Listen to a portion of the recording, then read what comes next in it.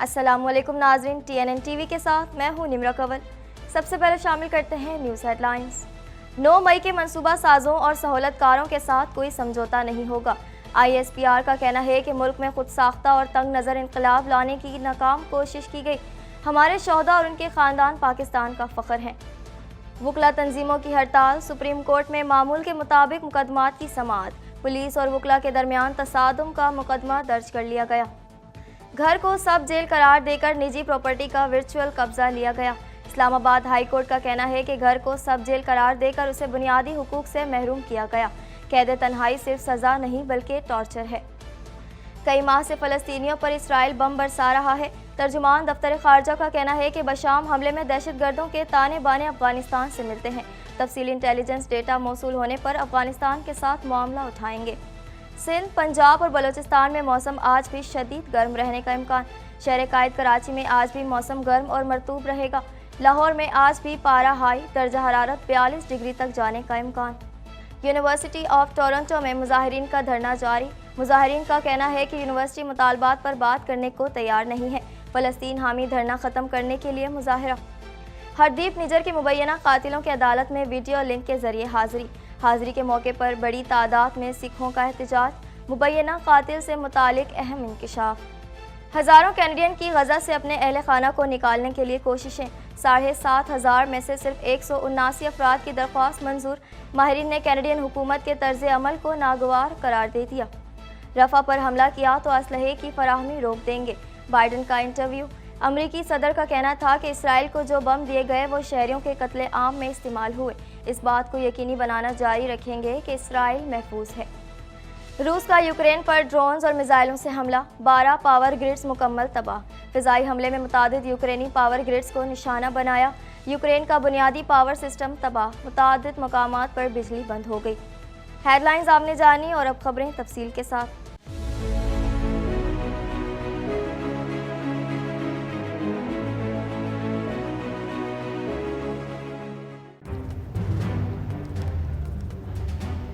Islamic Finance TV, the only TV channel of the fastest growing Islamic economy in the world and the prime mover of Islamic finance news.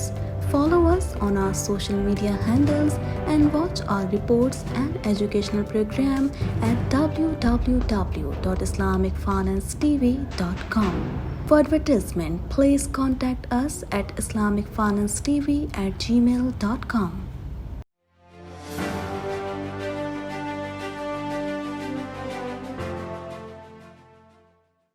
ترجمان پاک فوج نے کہا ہے کہ 9 مئی کے منصوبہ سازوں اور سہولت کاروں کے ساتھ کوئی سمجھوتا نہیں ہوگا۔ مزید تفصیلات اس رپورٹ میں۔ ترجمان پاک فوج نے کہا ہے کہ 9 مئی کے منصوبہ سازوں اور سہولت کاروں کے ساتھ کوئی سمجھوتا نہیں ہوگا۔ پاک فوج کے شعبہ تعلقات عامہ نے کہا ہے کہ سانحہ 9 مئی یوم سیاہ پر افواج پاکستان کا موقف بالکل واضح ہے۔ پاکستان کی مسلح افواج، chairman joint chiefs of staff committee اور سروسز چیفز سانحہ 9 مئی پر ہونے والے مجرمانہ کارروائیوں کی شدید مذمت کرتے ہیں۔ ترجمان کے مطابق ہماری قومی تاریخ کے اس سیاہ دن سیاسی طور پر محرک اور برین واشڈ شر پسندوں نے ایک بغاوت کی اور جان بوجھ کر ریاستی اداروں کے خلاف تشدد کا سہارا لیا۔ ان شر پسند عناصر نے جان بوجھ کر ریاست کی مقدس علامتوں اور قومی ورثے سے تعلق رکھنے والے مقامات کی توڑ پھوڑ کی، جس کا مقصد ملک میں خود ساختہ اور تنگ نظر انقلاب لانے کی ناکام کوشش تھی۔ ISPR کے بیان میں کہا گیا ہے کہ پاکستان کی مسلح افواج نے انتہائی تحمل کا مظاہرہ کرتے ہوئے تخریب کاروں اور ان کے سرغنوں کے ساتھ ساتھ ان کی منصوبہ سازوں کی گھناؤنی سازش کو ناکام بنا دیا۔ ان شرپسند عناصر کا بنیادی مقصد افراتفری پھیلا کر عوام و مسلح افواج کے درمیان تصادم کو ہوا دے کر پاکستان کو غیر مستحکم کرنا تھا۔ ترجمان پاک فوج کے مطابق قومی ہم آہنگی اور استحکام کو نقصان پہنچانے میں ناکام ہونے کے بعد اس سازش کے منصوبہ سازوں، سہولت کاروں اور پرتشدد کارروائیاں کرنے والوں نے مسلح افواج اور ریاست کے خلاف نفرت کی ایک مذموم مہم شروع کی۔ ان شرپسند عناصر نے بیانیے کو توڑ مروڑ کر شرمناک طریقے سے خود کو بری الذمہ قرار دینے اور الزام ریاستی اداروں پر ڈالنے کی بھی کوشش کی۔ ISPR کے مطابق انہی وجوہات کی بنا پر 9 مئی کے سانحے کے منصوبہ سازوں، سہولت کاروں اور کرنے والوں کے ساتھ نہ تو کوئی سمجھوتا ہو سکتا ہے اور نہ ہی انہیں قانون کی دھجیاں اڑانے کی اجازت دی جائے گی۔ 9 مئی کے اصل مجرموں کو انصاف کے کٹہرے میں لانا اس بات کو یقینی بنانا ہے کہ مستقبل میں کوئی بھی ہمارے ہیروز کی یادوں اور ہمارے اتحاد کی علامتوں کو اسی طرح کے غلط طرز عمل کے ذریعے بے حرمتی کرنے کی جرت نہ کرے۔ ترجمان کے مطابق آج کے دن پاکستان کی مسلح افواج پاکستان کے خود مختاری اور علاقائی سالمیت کا دفاع کرنے اور پاکستان کے اندرونی و بیرونی دشمنوں کے مذموم عزائم کو ناکام بنانے کے اپنے عزم کی تجدید کرتی ہے۔ ہمارے شہداء اور ان کے خاندان پاکستان کا فخر ہیں۔ پاکستان کی مسلح افواج اپنے وقار اور عزت کو ہر قیمت پر برقرار رکھنے کا عہد کرتی ہے۔ پاکستان کی مسلح افواج کا پاکستانی عوام کے ساتھ بہت خاص رشتہ ہے۔ آئیے آج پاکستان کو کمزور کرنے کی سازشوں کی پرزور مذمت کرنے اور اپنے پیارے ملک کی خوشحالی اور استحکام کے لیے مل کر کام کریں۔ وکلا تنظیموں کی ہڑتال کے موقع پر آج سپریم کورٹ آف پاکستان میں مقدمات کی سماعت معمول کے مطابق جاری ہے۔ مزید احوال اس رپورٹ میں۔ وکلا تنظیموں کی ہڑتال کے موقع پر آج سپریم کورٹ آف پاکستان میں مقدمات کی سماعت معمول کے مطابق جاری ہے۔ واضح رہے کہ گزشتہ روز احتجاج کرنے والے وکلا نے لاہور میں اعلیٰ عدلیہ سمیت مختلف عدالتوں اور متحدہ علاقوں کو میدان جنگ میں تبدیل کر دیا تھا۔ لاہور کے علاقے جی پی او چوک میں پولیس اور وکلا کے درمیان تصادم کا مقدمہ تھانہ پرانی انارکلی میں درج کر لیا گیا۔ پولیس کی مدیت میں درج مقدمے میں روڈ بلاک، تشدد، کار سرکار میں مداخلت کی دفعات شامل کی گئی ہیں۔ ایف آئی آر کے مطابق وکلا کی بڑی تعداد پولیس پر حملہ آور ہوئی۔ وکلا کے حملے میں ایس ایچ او اور new Anarkali S H O Ichhra سمیت 5 اہلکار زخمی ہوئے۔ احتجاج کرنے والے وکلا نے پولیس پر پتھراؤ کیا تھا، جبکہ پولیس کی جانب سے ان پر لاٹھی چارج اور آنسو گیس شیلنگ کی گئی۔ واٹر کینن کا استعمال بھی کیا گیا۔ جھڑپوں میں کئی پولیس اہلکار زخمی ہوئے تھے، جبکہ متعدد وکلا کو گرفتار کیا گیا تھا۔ وکلا کی جانب سے گزشتہ روز آج 9 مئی کے موقع پر پاکستان بھر میں پورا دن ہڑتال کی کال دی گئی۔ سپریم کورٹ آف پاکستان کی عدالتوں میں مختلف مقدمات میں وکلا معمول کے مطابق پیش ہو رہے ہیں۔ چیف جسٹس پاکستان قاضی فائز عیسیٰ کے بینچ سمیت 5 بینچز میں معمول کے مطابق کام جاری ہے۔ سب جیل قرار بنی گالہ رہائش گاہ سے سابق وزیر اعظم عمران خان کی اہلیہ بشریٰ بی بی کی اڈیالہ جیل منتقلی کا تحریری فیصلہ جاری کر دیا گیا۔ مزید جانیں گے اس رپورٹ میں۔ سب جیل قرار بنی گالہ رہائش گاہ سے سابق وزیر اعظم عمران خان کی اہلیہ بشریٰ بی بی کی اڈیالہ جیل منتقلی کا تحریری فیصلہ جاری کر دیا گیا۔ اسلام آباد ہائی کورٹ کے جسٹس گل حسن اورنگزیب نے 15 صفحات پر مشتمل فیصلہ جاری کر دیا۔ اسلام آباد ہائی کورٹ نے تحریری فیصلے میں کہا کہ پٹیشنر کے مطابق وہ چاہتی ہیں انہیں جیل میں رکھا جائے تاکہ تنہائی دور ہو۔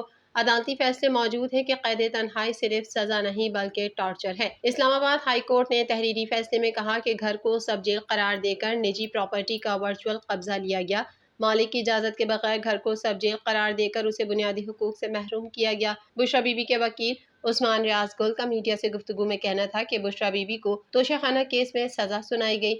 چیف کمشنر اسلام آباد کی درخواست پر بشریٰ بی بی کو اڈیالہ جیل سے بنی گالہ ہاؤس میں سب جیل قرار دے کر منتقل کیا گیا۔ بشریٰ بی بی کی ہدایات پر ہم نے سب جیل کا نوٹیفیکیشن چیلنج کیا۔ عدالت نے یہ نوٹیفیکیشن معطل کر دیا ہے۔ عدالت نے ہماری درخواست منظور کی اور حکام کو آرڈر دیا کہ بشریٰ بی بی کو اڈیالہ جیل منتقل کیا جائے۔ ترجمان دفتر خارجہ ممتاز زہرا بلوچ نے کہا ہے کہ کئی ماہ سے فلسطینیوں پر اسرائیل بم برسا رہا ہے۔ فلسطینیوں پر ظلم ختم ہونا چاہیے۔ مزید جانیں گے اس رپورٹ میں۔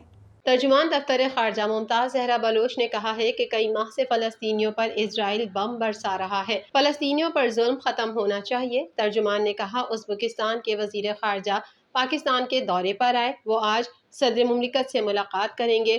ازبک وزیر خارجہ عسکری قیادت سے بھی ملاقات کریں گے۔ انہوں نے کہا کہ قطر کے وزیر مملکت کل پاکستان پہنچے ہیں۔ علاقائی اور عالمی امور، تجارت اور سرمایہ کاری پر بات چیت ایجنڈے پر ہے۔ ترجمان نے کہا کہ امریکہ USCRF کی حالیہ رپورٹ پاکستان کے زمینی حقائق سے چشم پوشی ہے۔ یہ طریقہ کار مزید بہتر ہو سکتا ہے اگر اس میں دوہرے معیارات کو مد نظر نہ رکھا جائے۔ ترجمان دفتر خارجہ ممتاز زہرا بلوچ نے میڈیا کو ہفتہ وار بریفنگ کے دوران کہا کہ بین الاقوامی تنظیموں کو فلسطین پر جاری بربریت کے خلاف ایکشن لینا چاہیے۔ انہوں نے کہا کہ غزہ میں بچوں اور خواتین کو بھی نشانہ بنایا جا رہا ہے۔ پاکستان نے عالمی سطح پر غزہ میں جاری مظالم کی مذمت کی۔ اسرائیلی آباد کاروں کے غزہ میں امدادی کارروائی پر حملے کی پاکستان مذمت کرتا ہے۔ انہوں نے غزہ کا محاصرہ کر رکھا ہے اور عوام کو قحط میں دھکیل دیا ہے۔ انہوں نے کہا کہ کشمیر سے متعلق OIC کی رپورٹ کا پاکستان خیر مقدم کرتا ہے۔ انصاف دلانے کے لیے پاکستان کشمیریوں کے ساتھ کھڑا ہے۔ ترجمان نے کہا کہ پاکستان OIC کی جانب سے مقبوضہ کشمیر پر موقف کی توثیق کو سراہتا ہے۔ اجلاس نے بھارت کو 5 اگست 2019 کے یک طرفہ اقدامات واپس لینے کا مطالبہ کیا۔ سندھ، پنجاب اور بلوچستان میں موسم شدید گرم رہے گا۔ محکمہ موسمیات کے مطابق نواب شاہ، دادو اور سبی میں پارہ 48 ڈگری تک جا سکتا ہے۔ مزید جانیں گے اس رپورٹ میں۔ سندھ، پنجاب اور بلوچستان میں موسم شدید گرم رہے گا۔ محکمہ موسمیات کے مطابق نواب شاہ، دادو اور سبی میں پارہ 48 ڈگری تک جا سکتا ہے۔ موسم کا احوال بتانے والوں کا کہنا ہے کہ شہر میں آج درجہ حرارت 37 ڈگری تک جانے کا امکان ہے، جبکہ گرمی کی شدت 40 سے 41 ڈگری سینٹی گریڈ تک محسوس کی جائے گی۔ محکمہ موسمیات نے بتایا ہے کہ کراچی میں سمندری ہوائیں چلنے کے سبب شہر میں ہیٹ ویو کی صورتحال پیدا نہیں ہوئی۔ محکمہ موسمیات نے اتوار کے روز لاہور میں ہلکی بوندا باندی کا امکان ظاہر کیا ہے، جس کے بعد ممکنہ طور پر درجہ حرارت میں کمی متوقع ہے۔ ادھر سکھر اور ڈیرہ غازی خان میں 46، حیدرآباد 45، سرگودھا ملتان میں 44، لاہور میں 42، پشاور میں 40، اسلام آباد 38 اور کراچی میں 37 ڈگری تک جانے کی پیش گوئی کی گئی ہے۔ محکمہ موسمیات کے مطابق دن میں شدید گرم موسم رہنے کے بعد بالائی سندھ، پنجاب کے جنوبی اور وسطی اضلاع میں شام یا رات کو تیز گرد آلود ہوائیں چلنے کا امکان ہے، جبکہ شمالی بلوچستان، بالائی خیبر پختونخوا اور کشمیر میں بارش متوقع ہے۔ مزید خبریں بھی بلیٹن کا حصہ ہوں گی، مگر اس بریک کے بعد